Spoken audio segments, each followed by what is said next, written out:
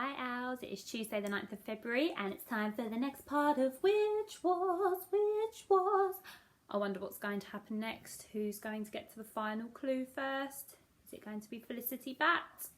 Or is it going to be Tiga and Peggy? Chapter 39. Thanks, Karen. As Tiga pelted down the street towards Linden House, she could see a huge crowd gathered outside. Only 3 flags remained. There are thousands of witches, Peggy cried. What are they looking at? Tiga stopped suddenly. Peggy flew into the back of her and knocked her hat off. Tiga dived and caught it just before it hit the ground. Sorry, Peggy shouted, leaping from foot to foot. They were both panicking, and Tiga knew that wasn't good. She held up her hand and mumbled the TV spell. Felicity Bat was in Linden House. She was taking all the paintings off the walls and lining them up in the bare sitting room with the flowery sofa, the room that would lead her to the map. She doesn't know which painting it is, Tiga cried. She doesn't know about the sofa and the map. She arrived too late, remember? She wasn't with us when we looked at the map, and she wasn't one of the girls in the room when we flipped back round on the sofa. All she knows is that the answer to the clue is a painting in Linden House. We could still beat her, Peggy said. Tiga lowered her voice to a whisper. And without Fran, no one will be filming us, so Felicity Bat won't be able to tell where we are. We can sneak in. Do you think Fran's okay? I'm sure she's fine, said Peggy, not sounding very sure at all.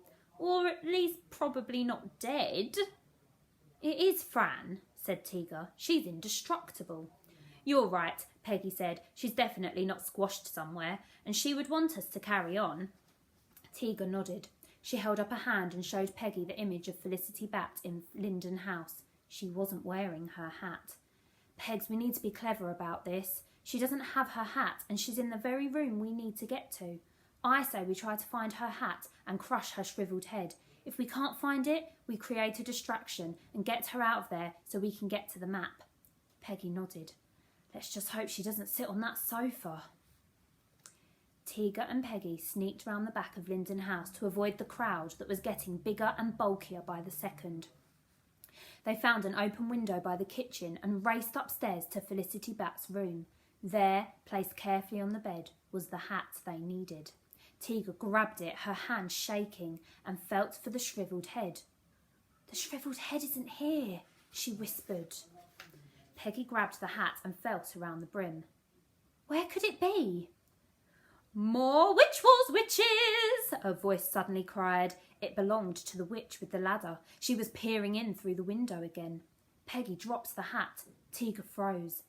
And that's where they heard the sound of angry footsteps clattering up the stairs. Hide! Peggy shouted. Run! Tiga cried, grabbing Peggy's arm and charging out into the hallway. They crashed straight into Felicity Bat. Well, you thought you could sneak in and beat me, did you? You of all people, Piggy, should know I'm much too clever for you. You're rubbish at everything. You're a waste of Sinkville space. You should just go and live with your little friend above the pipes. Everyone would be glad to see you go. No one wants you here, Piggy. Ooh, went the crowd outside. Oh, I've had enough of your nastiness, Tiga said. What have you done with your shriveled head, you horrible witch? Felicity Bat found this hilarious. You know, being a bad witch is actually considered a good thing down here. Crispy nodded as she buzzed around Felicity Bat's head. No, it's not, the woman on the ladder yelled. Felicity Bat flicked her finger and sent her flying. There was a crunching sound and then a gasp, then a very faint, I'm okay.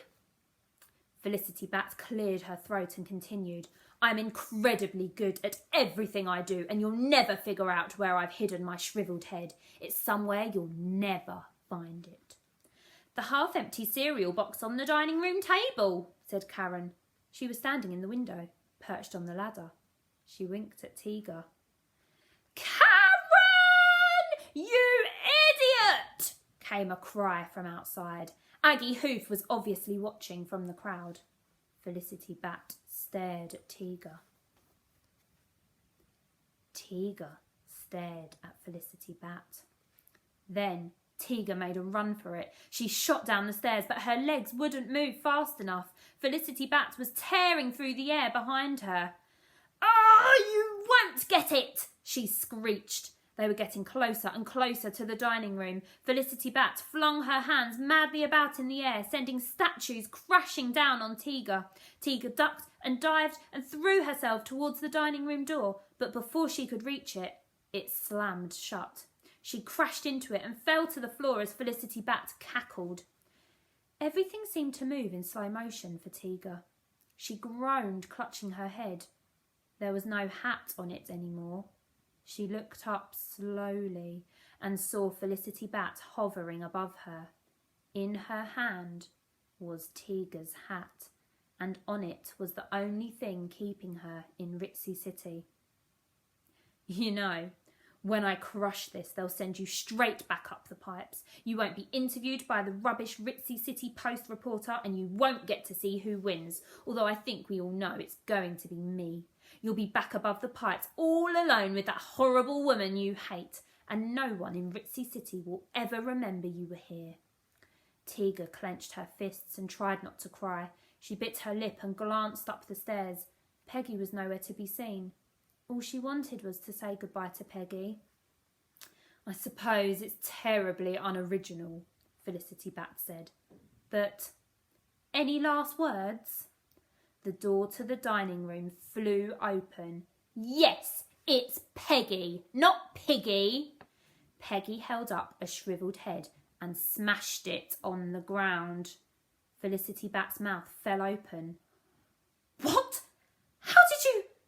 You were upstairs!" "The nice but nosy witch let me borrow her ladder, and I climbed down and sneaked back in through the dining room window. I'm not that stupid," Peggy said with a smile. Smoke swirled around Felicity Bat's legs. "What? This wasn't meant to happen!" She bellowed the words as she spun into the dining room, clutching Tiga's shriveled head. Tiga and Peggy raced after her. Felicity Bat screamed and hurled the head across the room. Tiga gasped, but it floated gently back into her hand. "She's out," Peggy said with a smile, "so she can't destroy your shriveled head anymore." "Ah!" Felicity Bat roared as black smoke engulfed her.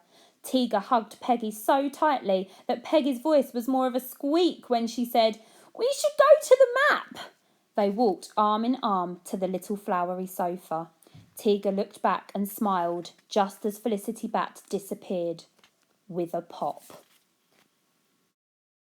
Felicity Bat is out. The relative of Ritzy City's most evil ruling witches and the witch deemed most likely to win Witch Wars is finally out. Our reporter tracked her down at the Gull and Chip Tavern and asked her a few questions.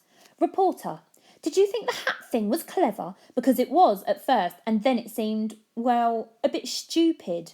Felicity Bat: "This isn't the end. That girl from above the pipes can't win. She doesn't deserve it."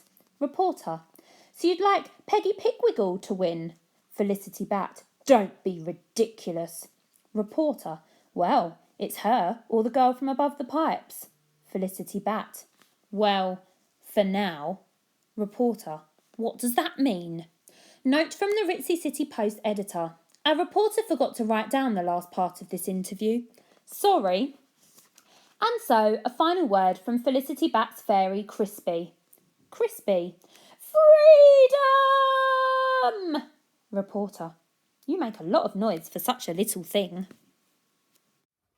And that is where we're going to stop today, owls. Yay! Felicity Bat is out! Whoop, whoop, whoop, whoop. Thank goodness for that. Now join me tomorrow to continue our story with chapter 40, The Painting. I wonder if Tiga and Peggy can figure out the last clue. See you tomorrow. Bye.